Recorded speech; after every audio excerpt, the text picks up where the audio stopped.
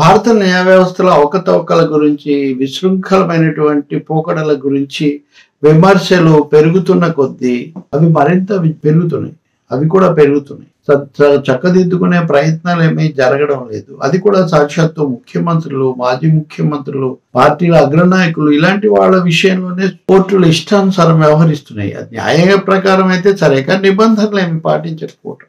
ఢిల్లీ ముఖ్యమంత్రి అరవింద్ కేజ్రీవాల్ విషయంలో వివిధ స్థాయిలో కోర్టులు చేసిన కొన్ని పొరపాట్లు, వాటిని కాదని సుప్రీంకోర్టు స్వయంగా జోక్యం చేసుకొని ఎన్నికల్లో ప్రచారం చేసుకోవడానికి వీలుగా ఆయనకు బెయిల్ ఇవ్వడం, ఈ విషయాలు మనకు తెలుసు. తర్వాత కూడా మళ్ళీ కింద కోర్టులో దాన్ని రద్దు చేయడము, ఆ తర్వాత అది పైకోర్టులో విచారణిస్తానికి వస్తుంది అని తెలిసి ఆఘమేఘాల మీద మళ్ళీ సిబిఐ అరెస్టుకు ఉత్తర్వులు ఇవ్వటం, ఇట్లాంటివన్నీ మనం చూసాం. రౌస్ అవెన్యూ కోర్టులో జస్టిస్ న్యాయ బిందు అదనపు న్యాయమూర్తి ఆయనకు బెయిల్ ఇవ్వడాన్ని గురించి ఉత్తర్వు ఇచ్చారని తెలిసిన మరుక్షణం దాన్ని ఢిల్లీ హైకోర్టులో సవాల్ చేశారు. ఢిల్లీ హైకోర్టులో దీన్ని విచారించినటువంటి జస్టిస్ జైన్ ఈ కేసు తీసుకోవటమే చాలా అన్యాయము, అసలు దీని మీద ఒక 150 మంది లేఖ రాశారు. 150 మంది ఢిల్లీ హైకోర్టు సీనియర్ న్యాయవాదులు. జస్టిస్ సుధీర్ కుమార్ జైన్ ఢిల్లీ హైకోర్టు న్యాయమూర్తి ఎవరైతే ఈ ఉత్తర్వును నిలుపు చేస్తూ అరెస్ట్ కొనసాగించాలని చెప్పారో ఆ సుధీర్ కుమార్ జైన్ నిజానికి ఇక్కడ బెయిల్ రద్దు చేయాలని అడుగుతున్నటువంటి ఎన్ఫోర్స్మెంట్ డైరెక్టరేట్ ఈడీ తరఫు న్యాయవాదిగా ఉన్నటువంటి వాళ్ళ తరఫు కౌన్సిల్ గా ఉన్నటువంటి అనురాగ్ జైన్ కు స్వయాన సోదరు. అంటే ఇక్కడ ఏమైంది? Conflict of interest. అక్కడ వాదించి ఆయన అలా ఆయనేమో ఈయనకు సోదరుడు, న్యాయమూర్తి ఏమో పైన కూర్చున్నారు. అటువంటి అప్పుడు సాధారణంగా నేను ఈ కేసు నుంచి తప్పుకుంటున్నానని చెప్పడం పద్ధతి. ఈయన చెప్పలేదు సరికదా. ఇంకా వెకేషన్ బెంచ్లో ఉన్నటువంటి జస్టిస్ న్యాయ బిందు పూర్తి ఉత్తర్వు ఇవ్వకముందే దాన్ని నిలుపుదల చేస్తున్నట్టుగా ఈయన ఇక్కడ ఉత్తర్వు ఇచ్చారు. ఇది ఎలా సంభవం? అసలు అవసరం ఏముంది? కింద కోర్టు నుంచి ఉత్తర్వు వచ్చిన తర్వాత చేయొచ్చు. అది రాకముందే దాన్ని నిలుపుదల చేస్తూ ఉత్తర్వు ఇవ్వడం అనేది ఎందుకు జరిగింది? అంటే బంధుత్వమే కాదు, నిబంధనలు కూడా పాటించడమే కాదు, కింది కోర్టు యొక్క దీన్ని కూడా అడ్డుకోవటం. కొన్ని కింది కోర్టు ఏమైనా సక్రమంగా చేసిందా అంటే ఈ జస్టిస్ న్యాయ బిందు ఆయనకు బెయిల్ ఇవ్వాలి అని ఉత్తర్వు నిర్ణయం ప్రకటిస్తూనే ఈ ఉత్తర్వును వెకేషన్ సెలవుల్లో ఉండే బెంచ్, ఇది సెలవులు అయిపోయిన తర్వాత మామూలు రెగ్యులర్ బెంచ్లోనే ఇవ్వడం జరుగుతుంది అని అక్కడ ఉత్తర్వు. అదేంటండి?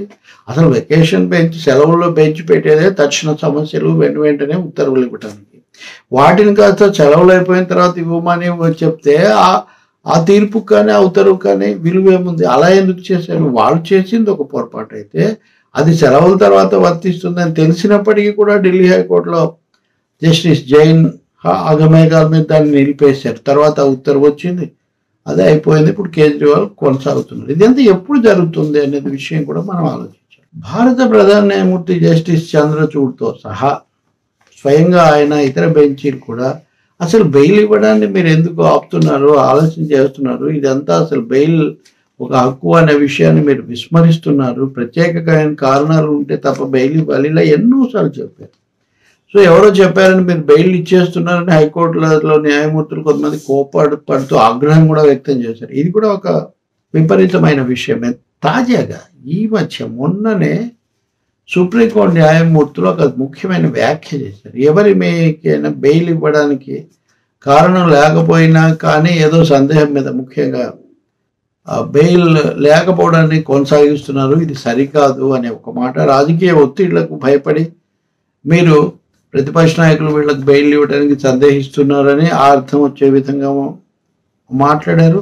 ఇంకా అంతకంటే ముఖ్యమైన మాట అన్నారు, ఎవరికైనా కూడా ఏదైనా శిక్ష వేయాలి, కొంత కఠినంగా వ్యవహరించాలంటే వాళ్ళ బెయిల్ రద్దు చేయటం అన్నది కూడా ఒక పద్ధతి అని మీరు భావిస్తున్నారు, ఇది న్యాయబద్ధమైంది కాదు, చట్టబద్ధమైంది కాదని కూడా సుప్రీంకోర్టు చెప్పింది.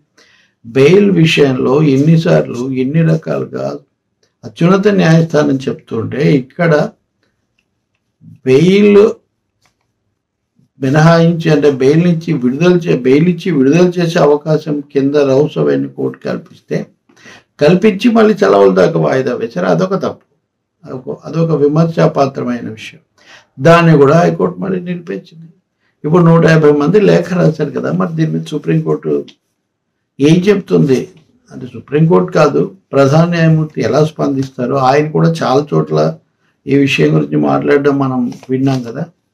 చూడాలి మరి. అంటే ఇంత అస్తవ్యస్తంగా ముఖ్యమంత్రులకే జరుగుతుంటే ఏమవుతుంది? ముఖ్యమంత్రులను ఈ కేసులతో, ఈడీలతో, అరెస్టులతో ఆపేయచ్చు అన్నదైతే ఇప్పుడు కొంచెం పోయింది. ఎందుకు పోయింది? 2 విధాలుగా. ఒకటేమో అరవింద్ కేజ్రీవాల్ ఇదంతా ఉన్నాగా నిలబడి ఎన్నికల్లో ప్రచారం కోసం బయటికి వచ్చారు, వాళ్ళ పథకం పారలేదు. ఇప్పుడు హేమంత్ సోరెన్ కూడా, జార్ఖండ్ ముఖ్యమంత్రిని కూడా అలాగే చేయాలనుకుంటే ఆయన జైల్లో ఉండి కూడా తాత్కాలికంగా చంపై సోరెన్ ముఖ్యమంత్రిగా పెట్టి మళ్ళీ విడుదలై మళ్ళీ వచ్చి ఆయన పదవి తీసుకున్నారు. సో తమ కేసులు, అరెస్టులతో